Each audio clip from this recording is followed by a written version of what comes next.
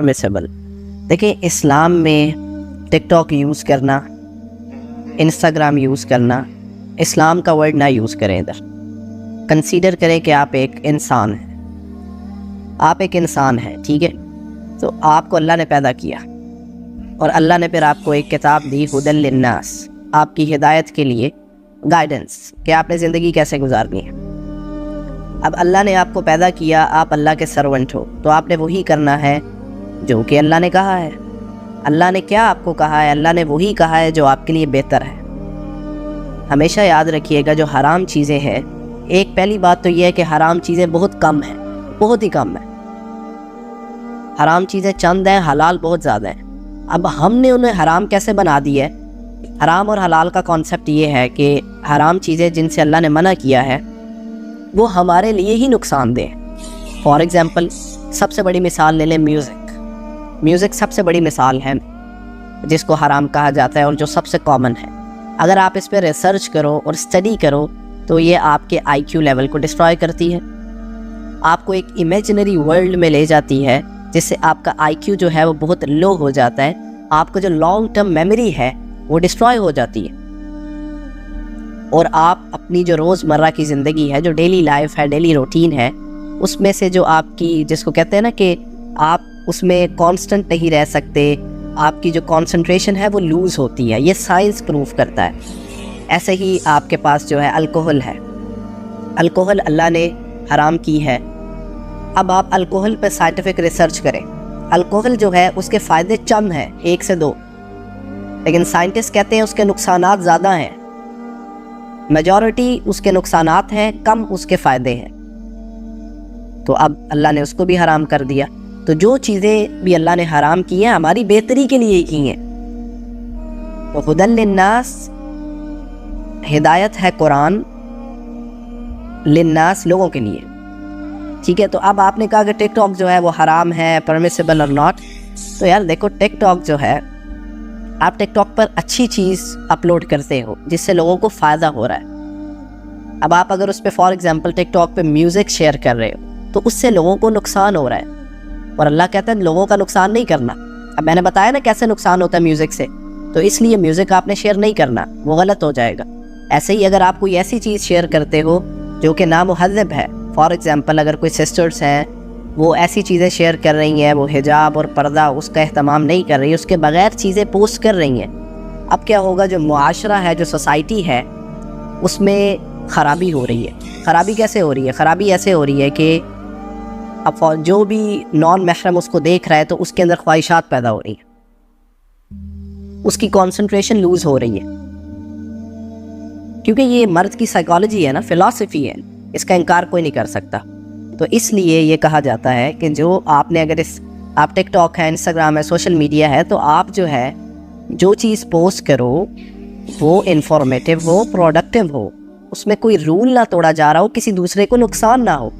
کسی دوسرے کو تو نقصان ہے، آپ کو بھی نقصان ہے.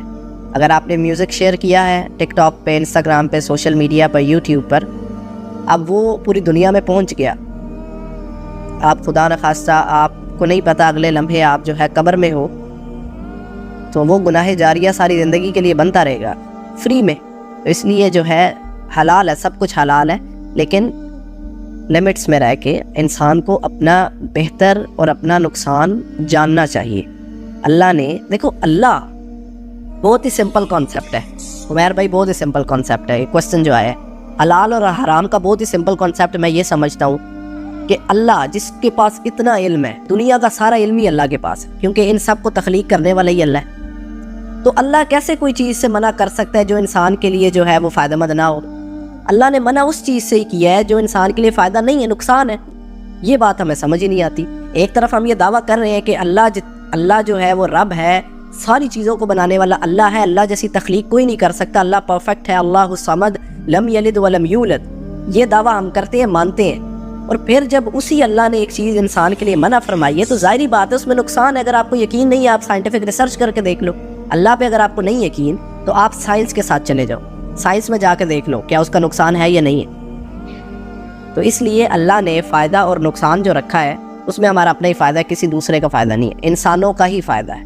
تو اس لیے جو بھی چیز آپ کر رہے ہیں اس میں دیکھیں کہ اللہ نے جس چیز سے منع کیا ہے، یہ اسپیشلی جو میں نے بات کی ہے نا، یہ جو لبرلز ہیں نا، یہ جو بہت ہی زیادہ ذہین لوگ ہیں، بہت ہی ایجوکیٹڈ لوگ ہیں، جو کہ اسلام کو یا اللہ کو کم تر سمجھتے ہیں، نعوذ باللہ، یہ ان کے لیے بہت بڑی بات کی ہے میں نے، کہ اللہ کو ایک جگہ تم یہ مانتے ہو۔ کافر بھی کہتا ہے کہ اللہ جیسا کوئی نہیں ہے، کافر نے آج تک میرے جیسا انسان کیوں نہیں بنا پایا؟ جتنی مرضی ترقی کر لے کافر جو ہے، وہ میرا ایک ہاتھ نہیں بنا پایا، ایک آنکھ نہیں بنا پایا، انسان جیسا کچھ نہیں بنا پایا، ایک کیڑا مکوڑا نہیں بنا پایا، قرآن کی ایک آیت نہیں لے کے آ پایا۔ اللہ نے کہا نا جنوں انسانوں جاؤ ایک آیت بھی قرآن کی لے آؤ ایسی بنا کے جیسے قرآن ہے، نہیں لے کے آ پائے۔ پھر جو ہے وہ ان کو یہ چیز بھی ایکسیپٹ کرنی چاہیے کہ اللہ جو ہے، جو اتنا پرفیکٹ ہے، وہ کسی ایسی چیز سے منع کیوں کر رہا ہے؟ کیونکہ وہ انسان کے لیے نقصان دہ۔ اور میں آپ کو سب سے بڑی مثال دیتا ہوں، سب سے بڑی مثال یہ، آپ نے ٹک ٹاک والا سوال کیا ہے، سوشل میڈیا والا، اس میں جو سب سے بڑا مسئلہ جو ہے، یہ boy friend girl friend culture جو اسی سے جنم لیتا ہے، جیسے کہہ لیں میوزک، بے حیائی اور امورالٹی، اسی سے یہ پیدا ہوتا ہے۔ ویسٹ نے یہ کلچر دیا ہے، ایسے ہی ہے نا، آپ جائیں ویسٹ میں، یو کے رو رہا ہے، یورپ رو رہا ہے، یو ایس اے رو رہا ہے، سارے رو رہے ہیں، ان کے پاس فیملی نہیں ہے، ان کے ہاں فیملی والا سین ہی نہیں رہا، ان کی نسل ہی نہیں آگے چل رہی، شادی والا کانسیپٹ نہیں ہے، نکاح والا کانسیپٹ نہیں ہے، بوائے فرینڈ گرل فرینڈ، ان کا فیملی جو اسٹرکچر ہے وہ تباہ ہو گیا، ان کی نسل آگے، ان کے پاس جتنی مرضی ٹیکنالوجی ہے، لیکن وہ اب رو رہے ہیں کہ ہماری نسل ہی کوئی نہیں ہے۔ ایسے تو نہیں وہ آپ کو آسٹریلیا والے ویزا دے رہے، یو کے والے ویزا دے رہے، آؤ کام کرو، ان کے پاس اپنی نسل ہی کوئی نہیں ہے۔ ان کو بھی اس بات کا پتہ ہے، وہ تو اللہ نے مہر لگا دی ہے، تو وہ اس چیز کو قبول نہیں کر پاتے کہ اللہ سچ ہے اور اللہ حق ہے۔ تو اللہ نے جس چیز سے منع کیا ہے، اللہ جو ہے اس کے پاس سب سے زیادہ جو ہے وہ وَلَا يُحِيطُونَ بِشَيْءٍ مِّنْ عِلْمِهِ إِلَّا بِمَا شَاءَ۔ آیت الکرسی پڑھتے ہو، بار بار یہ آیت پڑھتے ہو، اس کا ترجمہ بھی پڑھ لو، اس کی ایکسپلینیشن بھی پڑھ لو کہ اللہ کے پاس وَلَا يُحِيطُونَ بِشَيْءٍ مِّنْ عِلْمِهِ إِلَّا بِمَا شَاءَ، اتنا علم ہے، تو وہ اللہ بھروسہ نہیں کرتے۔ یہی مسئلہ کہ زبان سے اقرار ہے لیکن یقین یا پھر بھروسے والا سین نہیں، یہ تو یقین بھروسہ جو اپنے آپ پر ہے، یہ تو پھر وہ فرعون والی بات ہوگی۔